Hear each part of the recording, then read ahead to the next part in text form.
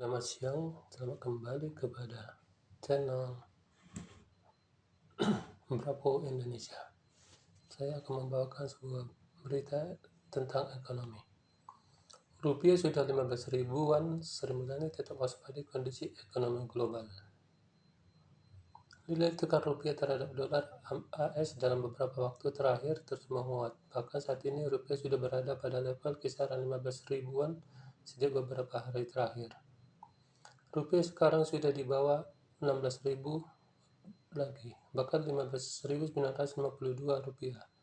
Meskipun secara year to date depresiasinya 3,48%, hal dibandingkan negara lain relatif baik, kata Menteri Keuangan Sri Mulyani Indrawati dalam konferensi pers APBN kita edisi Agustus 2024, Selasa tanggal 13 Agustus. Pada perdagangan sore kemarin, tanggal 13 Agustus, mata uang rupiah ditutup menguat tajam 122 poin pada level 15.832 rupiah. Sementara penutupan perdagangan sebelumnya rupiah berada pada level 15.955 rupiah. Meskipun begitu, Sri Mulyani tetap mewaspadai kondisi global yang masih terus bergejolak. Dia menegaskan saat ini indeks dolar AS masih terus menguat secara global, meskipun Federal Funds Rate atau FFR cenderung akan turun. Sri Mulyani mengatakan AS Treasury masih akan cenderung menekan karena memiliki defisit besar. Dia menuturkan AS kemungkinan masih akan menerbitkan AS Treasury yang banyak dan menyebabkan yield jatuh. Ini yang harus kita waspadai dari pergerakan pasar karena pengaruh global, ujar Sri Mulyani. Untuk itu, Sri Mulyani memastikan Indonesia akan berhati-hati dari sisi bond atau surat berharga negara atau SBN. Bendahara negara itu mengatakan hal itu memiliki hubungan dengan anggaran pendapatan dan belanja negara atau APBN yang harus tetap dijaga. Karena APBN ini harus kita jaga relatif on track sehingga tidak menimbulkan negatif surplus kepada market, kata perempuan yang kerap disapa Ani itu. Sri Mulyani mengaku pasar keuangan yang terjadi pada pekan lalu memang menggambarkan pergolakan. Meskipun begitu, Sri Mulyani menuturkan dalam kondisi tersebut Indonesia bisa menarik inflow untuk SBN. Kalau dilihat ada 4,17 triliun rupiah itu inflow masuk membeli SBN dan yang saham 1 triliun rupiah, sehingga totalnya 5,25 triliun masuk ke kas negara, ujar Sri Mulyani.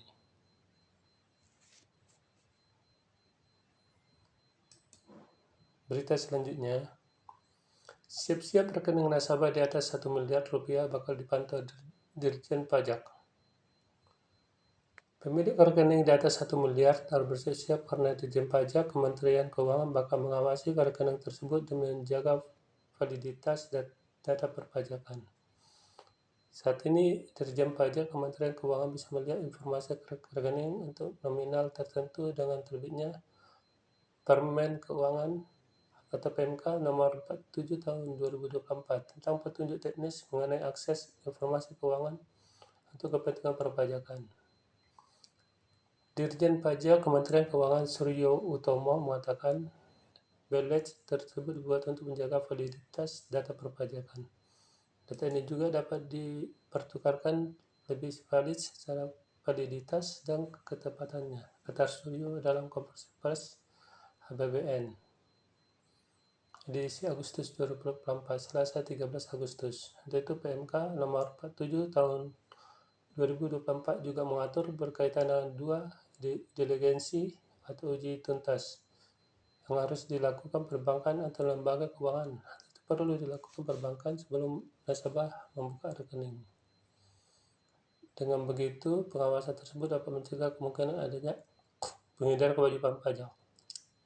Apabila ada kesepakatan untuk menghindarkan data dan informasi dipertukarkan, kita berhak melakukan evaluasi, ujar Suryo.